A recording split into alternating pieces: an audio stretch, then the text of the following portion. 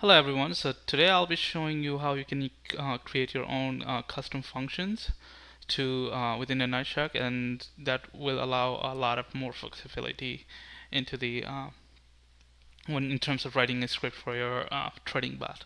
So pretty much until now, so we covered the read areas and the click right. So these in terms are also a function by itself.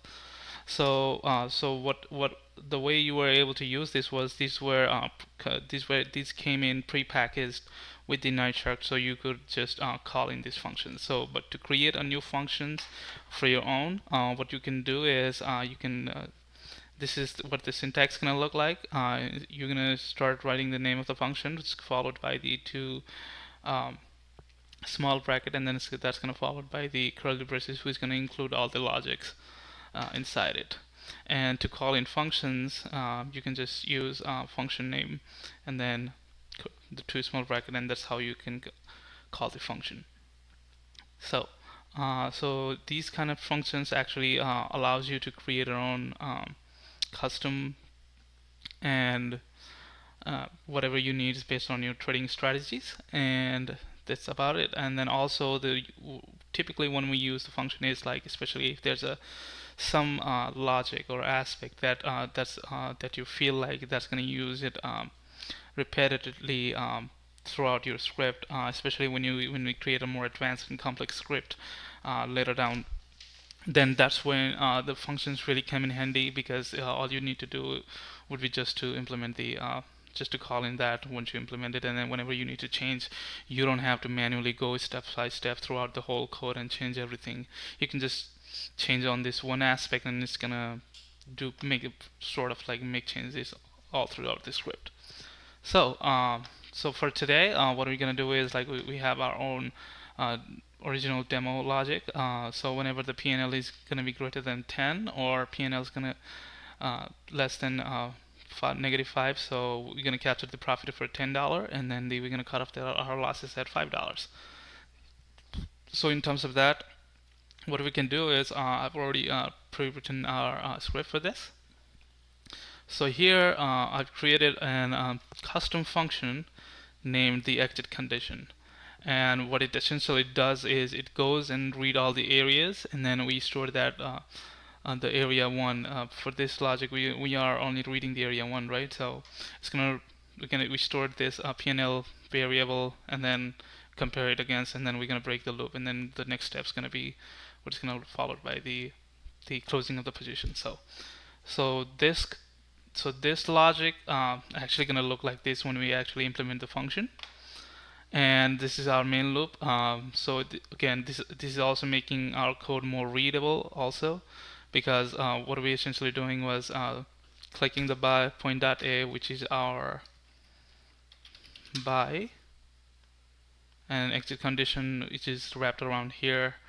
What it's essentially doing is it's reading the PNL and then reading the area, and then whenever we satisfy one of these conditions, PNL greater than 10, or whenever we see a loss of $5, it's going to stop reading it, and then immediately going to be followed by the uh, point.b, clicking the point.b, which is our sell button, right?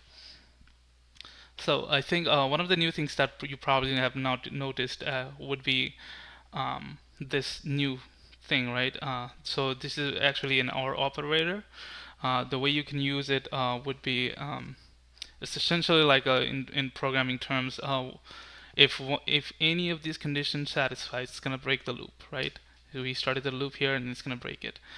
So with using this also, you would also avoid writing these like extra else if statement, but that definitely up to you. You can actually use this code as well. It's pretty much does the same thing. So what we're gonna do next would be update our existing that we created file that we created in the previous episode.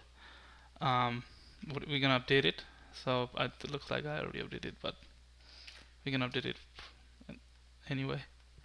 All right. So toNumber.json has been updated. So what we're gonna do next would be go into our main app, and then let's open up our Thinkorswim platform. And let's quickly reload the updated file that we just recently updated, and then let's check in our area. So area is in PNL, and then point.A would be on a buy, and point.B would be in the sell button. So let's just run our script. So we'd open this position and currently monitoring the PNL open. And let's see if we get a profit for $5, it's gonna close it, and whenever they sees profit greater than $10, it's gonna close it position again. So currently we're at $2 loss.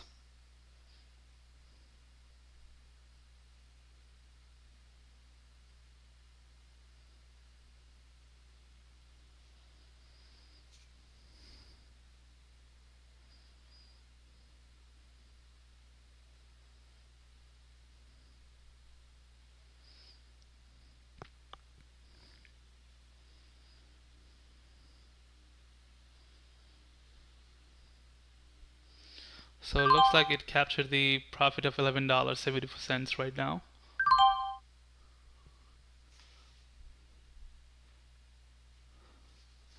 Let's see for the cutting off the loss condition.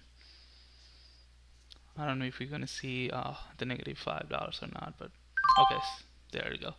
So it cut off the losses at $6. So it reopened the position again. It waited for the 5 seconds. So this is how actually you can use functions around it. And then if you have any questions, do let us know in the comment section. I'll try my best to help you. I probably missed out on something. If there's anything that does not make sense to you, please comment down below, and then I'll try my best to address your questions. Thank you.